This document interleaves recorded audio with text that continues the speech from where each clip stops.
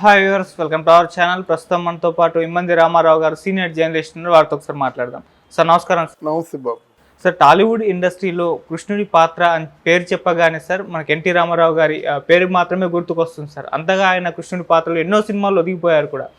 అలాంటి ఎన్టీ రామారావు గారు కృష్ణుడి పాత్ర చేయడానికి మొదట్లో భయపడ్డారు అన్న ఒక వార్త కూడా వైరల్ అవుతుంది సార్. ఇప్పుడు నిజంగా ఆయన కృష్ణుడి పాత్ర చేయడానికి భయపడ్డారా? ఎందుకు భయపడ్డారు? మరి అప్పుడు రీజన్స్ ఏమయ్యాయి సార్? మీ ఒపీనియన్ సార్ వీటిపైన. ఇక్కడ ఏమైందంటే చాలామందికి ఇండస్ట్రీలో ఉన్న చరిత్రలు తెలియవు, పుక్కిటి పురాణాలు తెలుస్తాయి అన్నమాట.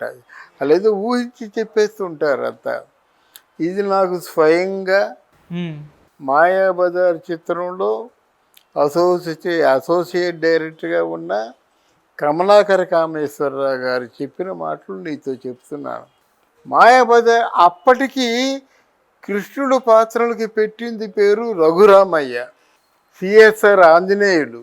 అంటే అట్లాంటి వాళ్ళు సిఎస్ఆర్ ఆంజనేయులు కృష్ణుడు వేస్తే చూస్తారు, రఘురామయ్య కృష్ణుడు వేస్తే చూస్తారు. ఇంకెవరో ఉండేవారు నాటకం ఆర్టిస్టు, నాటకాల్లో వేసిన వాళ్ళే ఉండేవాళ్ళ మాట చాలామంది. వాళ్ళకే పేరు ఆ రోజుల్లో. కొంతమంది నాటకం ఆర్టిస్టులు, సినిమా ఆర్టిస్టుల కంటే పేరుండేది కృష్ణుడి పాత్రలో.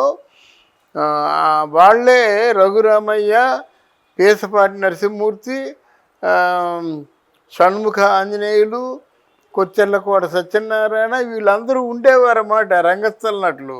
వాళ్ళ ముందు ఎవరైనా పాత్ర వేరంటే గెటప్ వేసుకోవడం కాదు కదా, పాత్ర వేసి హావభావాలు పలికించి ఒప్పించడం కదా కావాలి.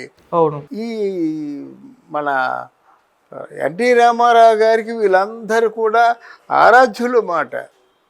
అందువల్ల భయపడ్డాడు, దానికి భయపడ్డాడు. ఆ స్థాయి నటులు నటించారు కదా, నేను ఒప్పుతానా నప్పుతానా అనేటువంటి భయంతో ఉన్నమాట వాస్తవమే. కానీ దానిలో ఆల్మోస్ట్ రఘురామయ్య కన్ఫర్మ్ అయినట్టే కొన్ని రోజులు వినిపించాయి. ఎందుకంటే ఆ రోజుల్లో పుకార్లే కదా, స్టూడియో నుంచి రావడం, ఏంటి స్టూడియోలో జరిగింది అంటే అది చెప్పేవారు అన్నమాట. అలాగే సాయంత్రం పాండీ బజార్లో కబుర్ సిఎస్ఆర్ ఆంజనేయులు అనుకున్నారు. ఆయన ఆ కృష్ణుడు పాత్రకి పెట్టింది పేరు. నాటకాల్లో శ్రీకృష్ణ తులాభారం అనే నాటకంలో ఆయన సిఎస్ఆర్ ఆంజనేయులు పద్యాలు పాడుతుంటే వన్స్ మోర్లు ఆ రోజుల్లో గనక భయపడ్డాడు. ఎందుకు భయపడ్డాడు? అప్పుడు కమలాకర కామేశ్వరరావు గారి దృష్టిలో ఎన్టీ రామారావు గారు పడ్డారు. అబ్బాయి నువ్వు కృష్ణుడు వేస్తే బాగుంటుందయ్యా, ఆ సొంత ఊరు అనే సినిమాలో కనిపించావు నువ్వు మెరుపులా కనిపించావు నువ్వు అని ఈయన్ని నాగిరెడ్డి చక్రపాణి దగ్గరికి తీసుకెళ్ళారు. చూసి ఏంటి కామేశ్వరరావు గారు మళ్ళీ కొత్త ప్రయోగం అన్నారు. మొదట్లో కృష్ణుడి పాత్ర ఏం చేస్తారని వాళ్ళు కూడా నమ్మలేదు. కొత్త ప్రయోగం అంటే అప్పట్లో అసోసియేట్ డైరెక్టర్కి ఉన్న తెలివితేటలతో ఉండేవారు, చిన్నవారు కాదు. సంగీతం శ్రీనివాసరావు ఇప్పుడు బ్రతికే ఉన్నారు, ఆయన కూడా అసిస్టెంట్ డైరెక్టరే. అప్పుడు ఈయన మీద స్పెషల్ ఇంట్రెస్ట్ తీసుకొని గోఖలే అనేటువంటి ఒక ఆర్ట్ డైరెక్టర్ ఉండేవాడు.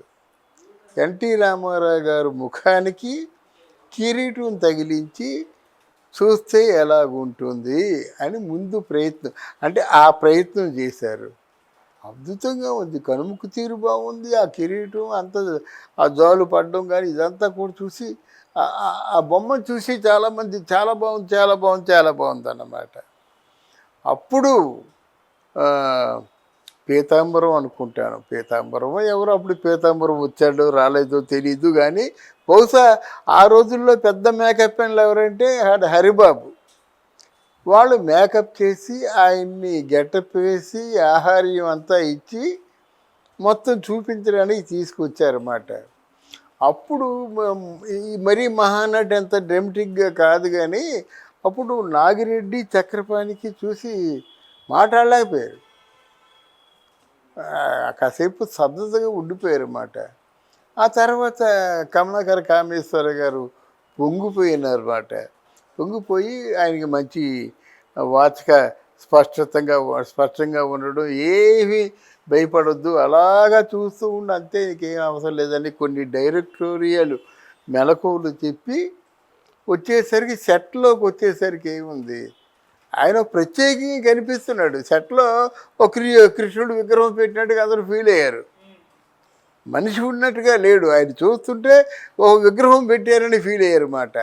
అప్పుడు మొదట రష్ తీసి ప్రింట్ వేసి చూసేసరికి చేతులెత్తారు. ఆ చేతులు ఎత్తడం దగ్గర నుంచి ఎన్టీ రామారావు గారి జాతకం మారిపోయింది. ఎన్టీ రామారావు గారు నాగిరెడ్డి చక్రపాణి గారికి మానసపుత్రుడు ఆయన అని ఇద్దరూ గట్టిగా గాఢంగా కౌగిలించుకొని తథాస్తు ఇంకా నువ్వు రారాజుగా వెలిగిపోతావని దీవించారు. అప్పుడు పొంగిపోయారు. ఎందుకంటే 500 రూపాయలు మన దగ్గర తీసుకున్న ఆర్టిస్టు ఇంత ఎదిగాడంటే అని కళ్ళల్లో నీళ్ళు వచ్చాయి. ఆయన యాక్ట్ చేశారన్నమాట. యాక్ట్ చేస్తే ఇంకేముంది, ఆ కృష్ణుడు ఇంటా కూడా కృష్ణుడు తాలూకు క్యాలెండర్లు ఉన్నాయి. ఆ రోజుల్లో 60 సంవత్సరాలకు ముందు ఇది జరిగిన సంఘటన. ఇంటికి కూడా ఎన్టీ రామారావు గారు నటించిన ఆ గెటప్లో ఉన్నటువంటి కృష్ణుడు క్యాలెండర్స్ ఉన్నాయి కదా, అవి ఉన్నాయన్నమాట. That is NTR. అది జరిగింది. ఎన్టీ రామారావు గారు పాత తరం నటుల స్థాయిలో చేయగలనా అని భయపడ్డాడు, కానీ కనుముక్కు తీరు కోసం ఎప్పుడూ భయపడలేదు. అది భయపడిపోవడంటే వేషం వేయలేక భయపడిపోవడం కాదు, వేషం చేయలేనేమో. ఆ రోజుల్లో అంత పేరు ఉండేది రాఘవేంద్రరావు గారికి, ఆ రోజుల్లో మన రఘురామయ్య గారికి, సిఎస్ఆర్ ఆంజనేయుడు గారికి, వీళ్ళందరూ నాటకాల ఉద్దండ పండితులండి వీళ్ళందరూ. ఎన్టీ రామారావు గారు నాటకం ఆడుతూ సినిమా తీస్తున్నప్పుడు పేసపాటను తీసుకొచ్చాడు. ఆ రాయభారవశీలు ఇవన్నీ కూడా ఆ పేసపాటి నరసింహమూర్తి గారు దగ్గరుండి చేయించాడు అన్నమాట. అంటే ఆ రోజుల్లో రంగస్థల కళాకారులకు ఇచ్చినటువంటి గౌరవం, విలువ, పూజించేవారు. ఆ పూజలే నేడు ఫలించాయి. Thank you so much. Thank you.